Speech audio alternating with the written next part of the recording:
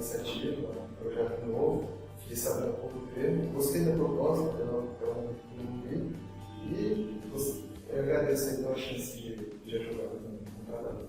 Então, eu gostaria de saber um pouquinho sobre a empresa, como que você escolheu a empresa e contar um pouquinho como que foi o processo seletivo. Bom, primeiro eu começo pela pretensão, assim, quem está saindo, você tem que saber onde você quer trabalhar. Né? Então, eu me cadastrei na época, não tinha tanta restrição sobre o trabalho anterior, natal, então eu simplesmente me inscrevi nas maiores recrutadoras que existiam na internet. Então, a gente estava em os vagas, Page Talent, Lancers, as companhias de estágios, e fui filtrando as vagas a partir daí. Eu sabia, mas não tinha uma certeza da área ainda, pelo que eu não havia prestado, estou trabalhando nessa área de comércio exterior, mas eu não havia prestado essa área. Recebi a oportunidade, eu recebi por e-mail uma proposta, como sobre as atividades que eles desenvolveram, eu achei interessante. Durante a entrevista, conversei sobre isso também e acabei aceitando a proposta. Eu queria mesmo uma multinacional conhecida, porque isso ajudaria com esse impulso inicial da carreira. E um pouquinho sobre o processo seletivo, como foi o seu processo? Você tem assim, alguma dica para dar para o pessoal? O que fazer e o que não fazer no processo? Você fez alguma coisa durante as dinâmicas em que você se arrependeu? Bom, para falar dos processos de uma maneira geral, a primeira coisa, os primeiros processos eles nunca saem da maneira que você quer. Porque você ainda não conhece o ambiente, você ainda não consegue sentir exatamente o que está nervoso que são as suas primeiras vezes. Então, você não deve se desapontar se alguma coisa sair errada. Se você gaguejar, se você, no impulso, você for buscar alguém, ou for responder algo que você não esperava que você fosse responder, algumas coisas acontecem no favor do mundo. A Mercedes foi o meu quinto ou sexto processo seletivo que eu havia testado. Eu estava esperando outras respostas, outras eu já não havia passado, já tinha recebido feedback negativo. E, bom, nessa entrevista especial, nesse processo, eu acho que eu me saí bem, porque eu não fiquei nervoso, consegui falar todas as atividades que eu desenvolvi de maneira calma. Durante a dinâmica, no ano de 2012, a maioria delas foram cases. Então, a empresa dava certas informações, umas folhas e tal. Você e um grupo, às vezes, de 5 ou 8 pessoas, tem que montar um projeto. Daí, você não quer matéria ainda, matéria de projetos, você acha que ajuda, você está programando, você vai trabalhar interdisciplinar. Isso ajuda na desenvoltura, vocês vão sentir nada. Agora, quanto ao que não fazer, eu criei uma abordagem durante esse tempo, que foi com perguntas. Toda vez que o grupo chega num impasse, que as pessoas querem falar alguma coisa que possa deixar relaxado, normalmente as pessoas falam e às vezes eu percebi ao longo dos processos seletivos muita gente se ofende. Então, tudo que eu vou abordar para expor a minha opinião, muitas vezes eu abordo de forma de pergunta. Não faria sentido fazer alguma coisa? Não faria sentido? Porque se a outra pessoa, mesmo que ela se sinta incomodada com isso, ela vai pensar 2 vezes para responder porque é uma pergunta. Então, ela vai ter que se explicar. Assim, é uma das maiores dicas, né? Tirando isso que todo mundo fala sobre a desenvoltura, sobre o investimento, sobre a maneira de se expressar, isso tudo é verdade. Mas foi essa pequena dica a mais que eu peguei. E uma outra coisa também é foque em tudo que vocês desenvolveram na faculdade. Todas as extensões, todos os projetos muito bem explicados, as atividades que vocês desenvolveram, tudo que vocês fizerem é válido.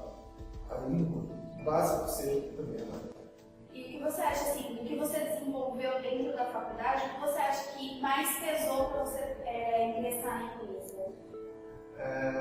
Para eu ingressar, uma das coisas que eu percebi que eu tenho de diferencial quando eles têm uma boa dedicação na faculdade é a estruturação de um problema. Como eu falei, das entrevistas e dinâmicas, você enfrenta problemas. Você tem informações e problemas. E eu percebo que pessoas de outros lugares às vezes têm dificuldade de estruturar. Você tem um problema, você tem que solucionar. Tem um começo, tem custos, você tem um objetivo de solucionar, você tem métodos para solucionar, você tem um retorno esperado financeiro ou de imagem da empresa, de financiamento direto. E eu percebi que o aluno daquele tem isso de vantagem, essa estruturação do problema. Isso é uma grande intenção. Você falou que você trabalha na área de comércio exterior. O que você realmente faz lá? Qual das suas atividades?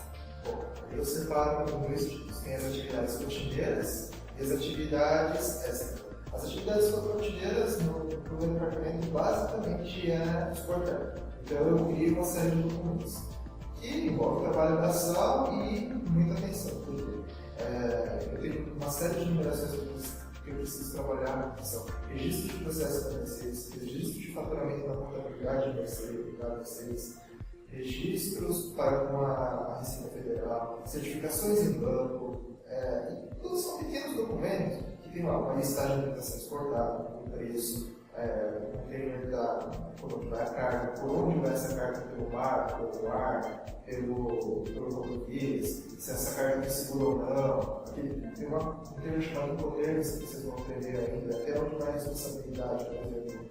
Eu vou exportar para você 2 toneladas de peças. Se a peça extraviar dentro do navio, a culpa é minha, a pessoa que se responsabilizará. Isso é a rotina do dia a dia. Então, exige muita atenção, porque realmente ela mexe com muitos registros. E, bom, é mecânica, eu não vou mentir. Ela usa os conhecimentos mais ou menos da faculdade, mas é mais mecânica. O usuário não tem como pegar essa rotina. Agora, as atividades extra-rotineiras, elas exigem um pouco mais do seu intelecto.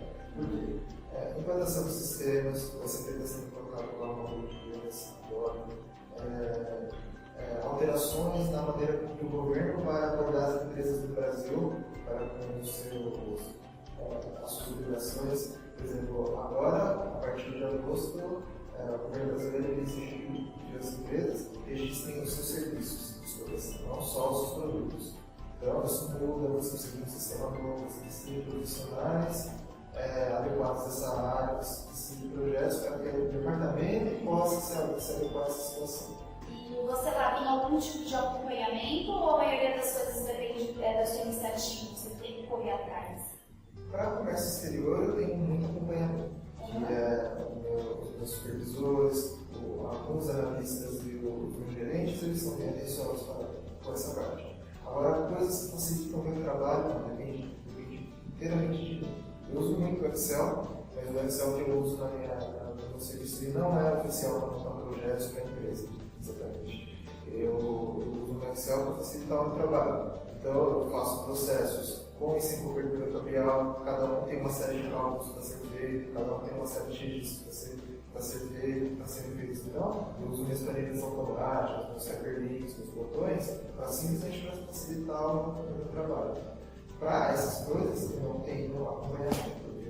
Na Mercedes, assim, o gerente exige o resultado. Então, ele não me deu uma metodologia de trabalho, me explicou como é feito o trabalho, mas ele me deixou livre para eu decidir como trabalharia.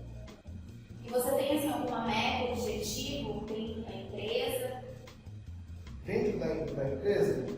Bom, isso vai depender muito de como a empresa vai se estudar nesse segundo semestre. A Mercedes ela tem uma característica, uma empresa antiga no Brasil, ela está começando a sua formação de gerações agora.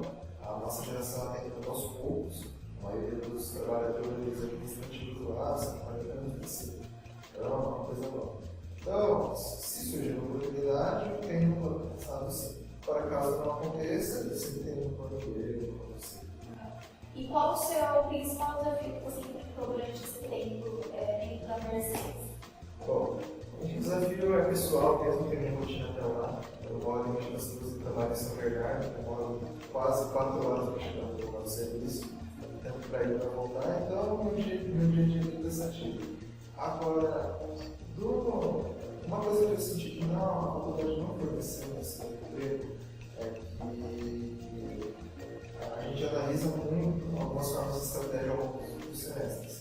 Só que eu ainda conversei com a minha umas 2 ou 3 aulas deveriam ser reservadas para mostrar minúcia dos trabalhos. Eles deveriam buscar nas empresas como esse processo rotineiro é feito e como pequenos problemas do processo rotineiro podem atrapalhar. Um exemplo processual que eu tenho é que o mero comportamento do sistema que não foi planejado, ele vai gerar um documento para mim, para que eu possa imprimir ele, fechar e depois gerar outro documento. Só que durante a semana, ao longo do tempo, os analistas perdem muito tempo para fazer isso. Então, se 2 documentos pudessem ser gerados simultaneamente, já economizaria muito tempo. Um problema simples, mas que gera muita perda de tempo.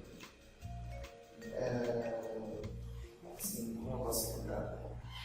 É uma coisa assim, que eu acho que a faculdade deveria reforçar mais, pelo menos um pequeno tempo.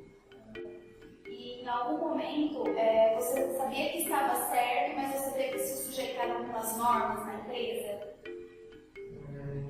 Na empresa não, mas às vezes já aconteceu de finalizar serviços que não estavam em conformidade com a regra do despachante, por exemplo. Mas, pela exigência do próprio despachante pela peça, ele pedia que eu mandasse daquela maneira mesmo. Não que isso seja ilegal, não é nada ilegal, mas seria considerado uma pressão, um trabalho feito às peças. Não deveria acontecer porque a minha área é uma área de compliance, uma área que filtra todas as informações que a empresa recebe para que possa vetar ou mudar esse processo para frente.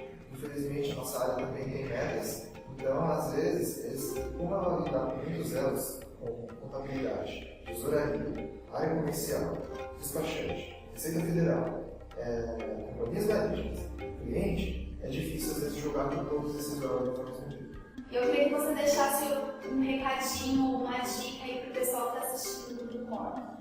Bom, a dica que eu deixo não é comportamental, não é aquele segredo para você virar um líder de sucesso, até porque eu estou começando a minha carreira.